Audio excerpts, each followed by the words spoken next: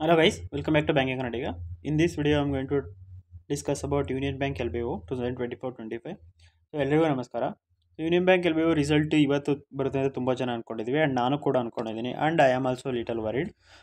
But ಏನು ಅಂತಂದರೆ ಈಗ ಡಿ ವಿ ಮತ್ತು ಎಲ್ ಪಿ ಟಿ ಹೋದಾಗ ಅಲ್ಲಿ ಮಂಗಳೂರಲ್ಲಿ ನಾನು ಕೇಳಿದಾಗ ಮತ್ತು ತುಂಬ ಜನ ಬೆಂಗಳೂರಲ್ಲೂ ಕೇಳಿದಾಗ ಏಪ್ರಿಲ್ ಫಸ್ಟ್ ವೀಕ್ ಅಥವಾ ಸೆಕೆಂಡ್ ವೀಕಲ್ಲಿ ಇಂಟರ್ವ್ಯೂ ಇರುತ್ತೆ ಅಂತ ಅಂದರು. ಸೊ ಏಪ್ರಿಲ್ ಫಸ್ಟ್ ವೀಕಲ್ಲಿ ಇಂಟರ್ವ್ಯೂ ಇತ್ತು. Check point 1. ಸೆಕೆಂಡು, ನಾನು ಒಂದು ವೀಡಿಯೋ ಹಾಕಿದ್ದೆ ನೋಡಿ, may be 24th or 25th ಹಾಕಿದ್ದೆ ಅನಿಸುತ್ತೆ last month, L P T ಮತ್ತು ಡಿ ವಿ ರಿಸಲ್ಟ್ ಬಗ್ಗೆ. ಆ ವಿಡಿಯೋದಲ್ಲಿ ಹೇಳಿದೆ 26th ಒಳಗೆ ರಿಸಲ್ಟ್ ಬರ್ಬೋದು, ಯಾಕೆ ಅಂತಂದರೆ ಹಂಗಂತ ಹೇಳಿದ್ದಾರೆ ಅಂತ ಅಂದಿದ್ದೆ. ಅವ್ರು 26th ಅಂತ ಹೇಳಿದ್ರು, ಬಟ್ ಅದ್ರ ರಿಸಲ್ಟು 25th ಬಂದಿದ್ದು. ಸೊ ಇದು ಕೂಡ ಅವರು ಇನ್ಫಾರ್ಮೇಷನ್ ಕರೆಕ್ಟಾಗಿ ಕೊಟ್ಟಿದ್ರು. Check number 2.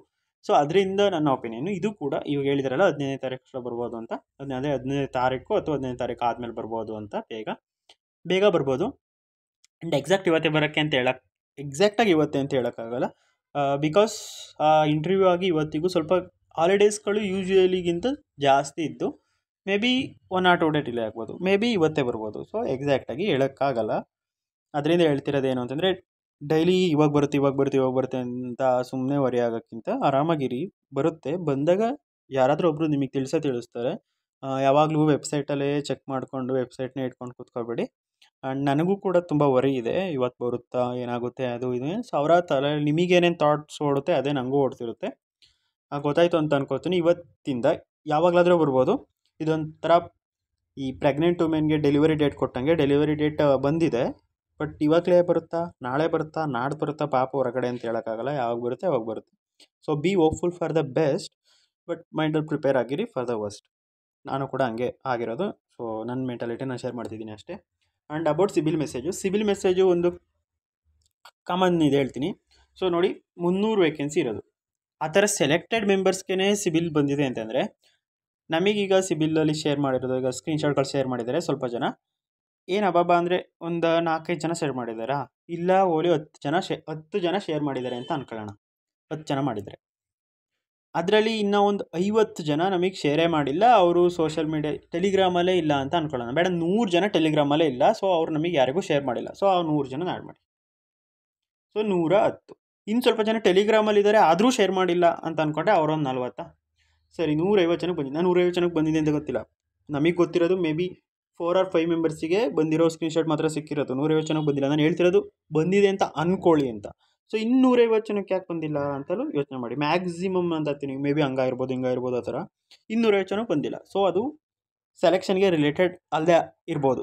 ಒಂದು, ನಾನು ಯಾವುದನ್ನೂ ಅಕ್ಯುರೇಟಾಗಿ ಹೇಳ್ತಿಲ್ಲ, ಬಟ್ ನಾನು ಆ ಥರ ನನ್ನದು ಕಾಮನ್ ಸೆನ್ಸ್ ಅಥವಾ ಲಾಜಿಕಲಾಗಿ ಯೋಚನೆ ಮಾಡಿದರೆ ಅಷ್ಟೊಂದು ಜಾಸ್ತಿ ಜನಕ್ಕೆ ಬರಬೇಕಿತ್ತು. 300 ಪೋಸ್ಟಿಗೆ ಬರೀ ಒಂದು 50 ಜನಕ್ಕೆ ಬಂದೈತೆ ಅಂತ ಅಂದರೆ, ನಮಗೆ ಗೊತ್ತಿಲ್ಲದೆ ಇರೋರು ಒಂದು 50 ಜನಕ್ಕೆ ಬಂದಿದೆ ಅಂತ ಅಂದ್ರೂ ಇನ್ನೂ ಉಳಿದವರಿಗೆ ಯಾಕೆ ಬಂದಿಲ್ಲ, ಅದೊಂದು ಪಾಯಿಂಟು. ಆ್ಯಂಡ್ ಸೆಕೆಂಡ್ ಪಾಯಿಂಟ್ ಏನು ಅಂತಂದರೆ, ತುಂಬ ಜನ ಲೋನ್ ಇದ್ದವ್ರಿಗೆ ಮಾತ್ರ ಬಂದಿತ್ತೆ ಅಂತ ಅಂದ್ಕೊಂಡಿದ್ರೆ, ಮೇ ಬಿ ಏನು ಅಂದರೆ ಬ್ಯಾಂಕು ಲೋನ್ ಇದ್ದವ್ರದ್ದು ಮಾತ್ರ ಚೆಕ್ ಮಾಡಿದ್ದಾರೆ ಅಂತ. ಅವ್ರು ಚೆಕ್ ಮಾಡ್ದಲೇ ಅವ್ರಿಗೆ ಲೋನ್ ಇದೆ ಅಂತ ಗೊತ್ತೇ ಆಗಲ್ಲ ಬ್ಯಾಂಕಿಗೆ. ಅವ್ರು ಚೆಕ್ ಆದಮೇಲೆ ಗೊತ್ತಾಗೋದು. ಆ್ಯಂಡ್ ತುಂಬ ಜನ ಯೂನಿಯನ್ ಬ್ಯಾಂಕಲ್ಲಿ ಅಕೌಂಟ್ ಇದೆ ಅದಕ್ಕೆ ಬಂದಿದೆ ಅಂತ ಅಂದ್ಕೊಂಡಿದ್ದೀರಾ. ಯೂನಿಯನ್ ಬ್ಯಾಂಕ್ ಅಲ್ದಿರೋರಿಗೂ ಬಂದಿರೋದು ನೋಡಿದ್ದೀನಿ. ಯಾರ್ದು SBI ಬ್ಯಾಂಕ್ ಅಂತ, ಅವರಿಗೂ ಬಂದಿದೆ. ಅವರೇ ಮೇ ಬಿ ಫಸ್ಟ್ ಹೇಳಿದ್ದು ಡಿಸ್ಕಷನ್ ಗ್ರೂಪಲ್ಲಿ ಮೆಸೇಜ್ ಬಂದಿದೆ ಅಂತ. ಥರ್ಡ್ ಪಾಯಿಂಟು, ಸಿಬಿಲ್ ವೆಬ್ಸೈಟಿಗೆ ಹೋದರೆ ನೀವು ಅಲ್ಲಿ ಸಬ್ಸ್ಕ್ರಿಪ್ಷನ್ ಪ್ಲಾನ್ ಅಂತ ಇದೆ. ಅಫಿಷಿಯಲ್ ಸಿಬಿಲ್ ವೆಬ್ಸೈಟಲ್ಲಿ ಸಬ್ಸ್ಕ್ರಿಪ್ಷನ್ ಅಂತ ಇದೆ. ಸೊ ಆ ಸಬ್ಸ್ಕ್ರಿಪ್ಷನಲ್ಲಿ ಮೆನ್ಷನ್ ಮಾಡಿದ್ದಾರೆ, ಇಂಟಿಮೇಷನ್ ಮೆಸೇಜ್ ಬರಬೇಕು ಅಂತ ಅಂದರೆ ಕಂಪಲ್ಸರಿಯಾಗಿ ಸಬ್ಸ್ಕ್ರಿಪ್ಷನ್ ಇದ್ದವರಿಗೆ ಆ ಥರ ಮೆಸೇಜ್ ಬರುತ್ತೆ ಅಂತ. ಆ್ಯಂಡ್ ತುಂಬ ಜನ ಅಷ್ಟೊಂದು ದುಡ್ಡು ಕೊಟ್ಟು ಯಾರು ಸಬ್ಸ್ಕ್ರಿಪ್ಷನ್ ತಗೋತಾರೆ ಮೆಸೇಜ್ ಬರೋಕ್ಕೆ ಅಂತಂದ್ರೆ, ತಗೊಂಡಿರ್ಬೋದು. ಸಬ್ಸ್ಕ್ರಿಪ್ಷನಲ್ಲಿ ಇದೆ ಅಂತ ಅಂದರೆ ಅವ್ರು ಇಟ್ಟಿದ್ದಾರೆ ಅಂತಂದರೆ ತಗೊಳ್ಳೋಕ್ಕೆ ಇಟ್ಟಿರ್ತಾರೆ. ಸೊ ತಗೊಂಡಿರ್ತಾರೆ. ಮೇ ಬಿ ಯಾರ್ಯಾರು ಸಬ್ಸ್ಕ್ರಿಪ್ಷನ್ ತೊಗೊಂಡಿದ್ದಾರೆ ಅವ್ರಿಗೆ ಮೆಸೇಜ್ ಹೋಗಿರ್ಬೋದು.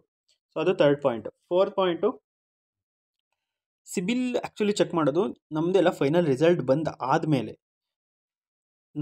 ನನಗೆ ಗೊತ್ತಿರೋ ಐಡಿಯಾ, ರಿಸಲ್ಟ್ ಬಂದಮೇಲೆ ಜಾಯ್ನಿಂಗ್ ಪರ್ಪಸ್ಗೆ ಅಂತ ಚೆಕ್ ಮಾಡ್ತಾರೆ. ಆ್ಯಂಡ್ ಬ್ಯಾಂಕ್ಗಳು ಏನಾದರೂ ಆ ಥರ ರೆಕ್ರೂಟ್ಮೆಂಟಿಗೆ ಚೆಕ್ ಮಾಡಬೇಕಾದ್ರೆ ಫಾರ್ ದ ಲೋನ್ ಪರ್ಪಸ್ ಅಂತ ಕೊಡೋಂಗಿಲ್ಲ. ಅದು ತಪ್ಪು.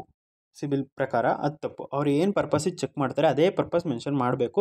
ಬಟ್ ಇಲ್ಲೇನಾಗಿದೆ ಅಂತಂದರೆ, ತುಂಬ ಜನಕ್ಕೆ ಲೋನ್ ಪರ್ಪಸ್ ಅಂತ ಮೆನ್ಷನ್ ಮಾಡಿದ್ದಾರೆ, ಫಾರ್ ದ ಲೋನ್ ಪರ್ಪಸ್ ಅಂತ. ಸೊ ಹಂಗೆ ಮಾಡೋಂಗಿಲ್ಲ. ಹಂಗೆ ಮಾಡಿದ್ದಾರೆ ಅಂತಂದರೆ that is maybe manual error. ಯಾಕೆಂದರೆ ಮ್ಯಾನ್ಯುವಲಿ ಚೆಕ್ ಮಾಡೋದು ಸಿಬಿಲ್ನ, ಅದು ಸಿಸ್ಟಮ್ ಜನರೇಟೆಡೋ ಅಥವಾ ಅದು ಇಲ್ಲ, ಮ್ಯಾನ್ಯುವಲಿ ಟೈಪ್ ಮಾಡಬೇಕು, ಮ್ಯಾನ್ಯುವಲಿ ಚೆಕ್ ಮಾಡಬೇಕು. ಸೊ ಮ್ಯಾನ್ಯುವಲಿ ಚೆಕ್ ಮಾಡಬೇಕಿದ್ರೆ ಮಿಸ್ ಆಗ್ಬಿಟ್ಟು ಆ ಥರ ಲೋನಿಗೆ ಅಂತ ಚೆಕ್ ಮಾಡಿರ್ತಾರೆ, ಅದಕ್ಕೋಸ್ಕರ ಬಂದಿರ್ಬೋದು.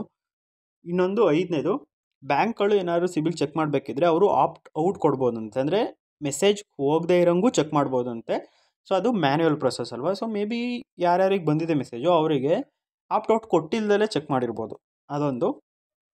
ಸೊ ಇದಿಷ್ಟು ಪಾಯಿಂಟ್ ನಾನು ಅಬ್ಸರ್ವ್ ಮಾಡಿದ್ದು ಮೇ ಬಿ ಈ ಥರ ಇರ್ಬೋದು ಅಂತ ನನಗದು ಲಾಜಿಕಲ್ಲು ಅಂತ ಅನ್ನಿಸ್ತೆ. So nothing to worry about CIBIL message as of ನಾವು. ನಿಮ್ಮದು ಮೆಸೇಜ್ ಚೆಕ್ ಮಾಡಿದರೆ ನಿಮ್ಮದು ಫೈನಲ್ ಸೆಲೆಕ್ಷನ್ ಆಗಿದೆ ಅಂತ ಹೇಳಕ್ಕೆ ಕನ್ಫರ್ಮಾಗಿ ಹೇಳೋಕ್ಕಾಗಲ್ಲ. ಆ್ಯಂಡ್ ಚೆಕ್ ಮಾಡಿದಾರೋ ಮಾಡಿಲ್ವ ಅಂತಲೂ ನಿಮಗೆ ಗೊತ್ತಿಲ್ಲ.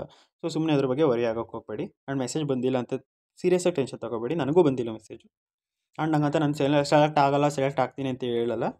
ಮೆಸೇಜ್ ಬಂದಿಲ್ಲ. ಈಗ ತುಂಬ ಜನಕ್ಕೆ ಮೆಸೇಜ್ ಬಂದಿಲ್ಲ, ಅವ್ರು ಸೆಲೆಕ್ಟ್ ಆಗೇ ಆಗ್ತೀರಾ. ಯಾಕೆಂದರೆ ಮೆಸೇಜ್ ಬಂದಿರೋದು ಕಮ್ಮಿ ಜನಕ್ಕೆ, ಪೋಸ್ಟ್ ಇರೋದು ಜಾಸ್ತಿ.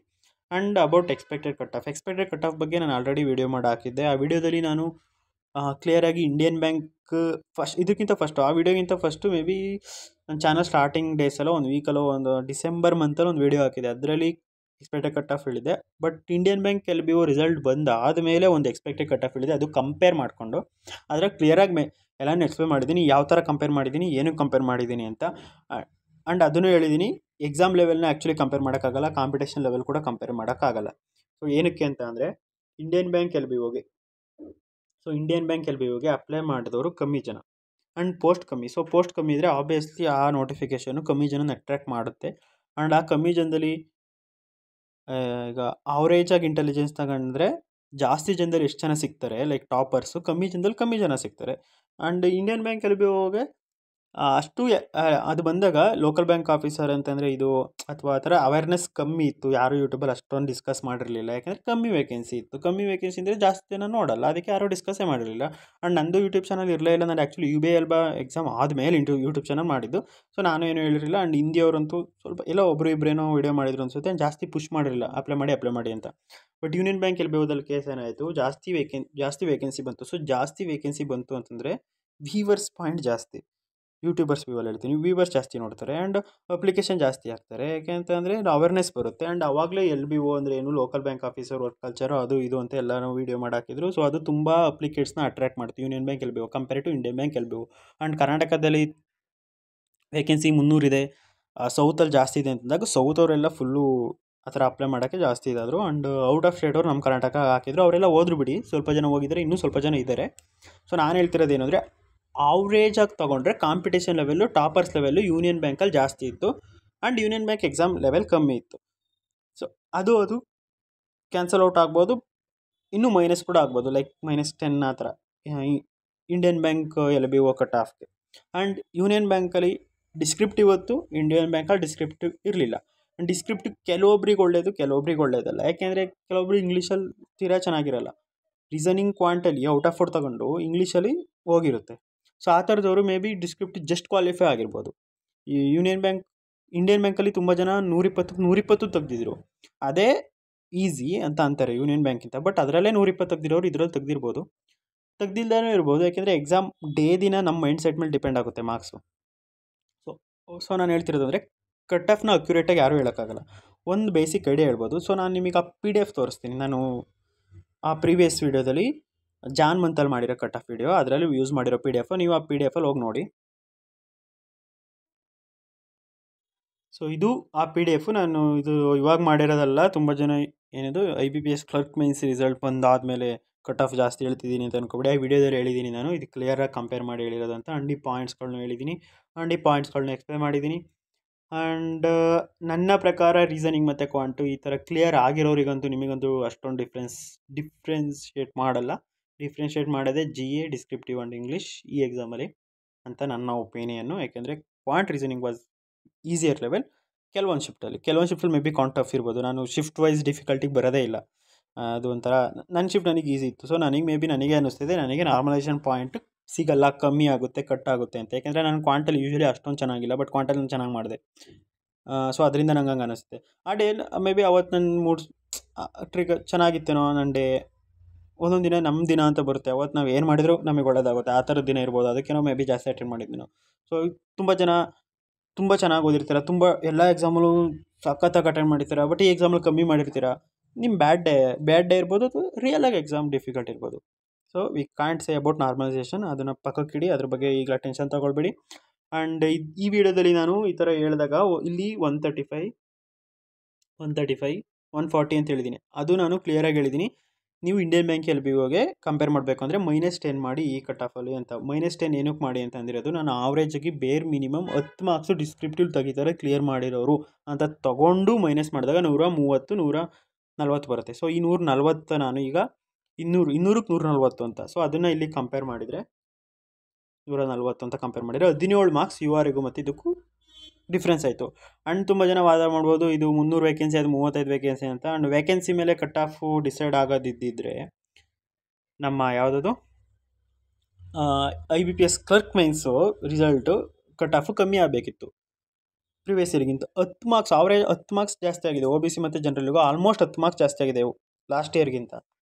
ವೇಕೆನ್ಸಿ ಜಾಸ್ತಿ ಇದ್ರೂ ಆಲ್ಮೋಸ್ಟ್ ಎಷ್ಟು 120 ವೇಕೆನ್ಸಿ ಜಾಸ್ತಿ ಆದರೂ ಅಷ್ಟೊಂದು ಕಟ್ ಆಫ್ ಜಾಸ್ತಿ ಆಗಿದೆ. ಯಾಕೆಂದರೆ ಎಕ್ಸಾಮ್ ಪೇಪರ್ ಮೇಲೂ ಡಿಪೆಂಡ್ ಆಗುತ್ತೆ, ಆ್ಯಂಡ್ ಎಕ್ಸಾಮಿಗೆ ಅಪ್ಲಿಕೇಶನ್ಸ್ ಮೇಲೆ ಡಿಪೆಂಡ್ ಆಗುತ್ತೆ, ಆ್ಯಂಡ್ ಕಾಂಪಿಟೇಷನ್ ಲೆವೆಲ್ ಮೇಲೆ ಡಿಪೆಂಡ್ ಆಗುತ್ತೆ. ಆ್ಯಂಡ್ ಇನ್ನೊಂದು ಪಾಯಿಂಟ್ ಏನು ಅಂತ ಅಂದರೆ ಈ ಸಲ ಇಂಟರ್ವ್ಯೂ ಕೊಟ್ಟಿರೋರು ಸ್ವಲ್ಪ ಬೆಟರ್ ಫೀಲ್ ಆಗಬೇಕು. ಆ್ಯಕ್ಚುಲಿ ನೀವು ತುಂಬ ಟಾಪ್ ಸ್ಕೋರರ್ಸ್ ಇರ್ತಾರಲ್ಲ ಅವರು ಔಟ್ ಆಫ್ ಸ್ಟೇಟ್ ಅವರು ಆಲ್ರೆಡಿ ಡಿಸ್ಕ್ವಾಲಿಫೈ ಆಗಿದ್ದಾರೆ. ಸೊ ಡಿಸ್ಕ್ವಾಲಿಫೈ ಆಗಿರೋದ್ರಿಂದ ನಿಮಗೆ ಬೆಟರ್ ಚಾನ್ಸು ಲೈಕ್ ಒಂದು ಕ್ರೀಮಿ ಲೇಯರ್ ಅಂತ ಇರುತ್ತಲ್ಲ, ಆ ಕ್ರೀಮಿ ಲೇಯರ್ ಹೋಗಿದ್ದಾರೆ. ಅಂದರೆ ಎಲ್ಲ ನಮ್ಮ ಕರ್ನಾಟಕದಲ್ಲೂ ತುಂಬ ಜನ ಸ್ಕೋರ್ ಮಾಡಿದ್ದಾರೆ. 170 ಮಾಡೋರು ಇರ್ಬೋದು, 175 ಮಾಡೋರು ಇರ್ಬೋದು.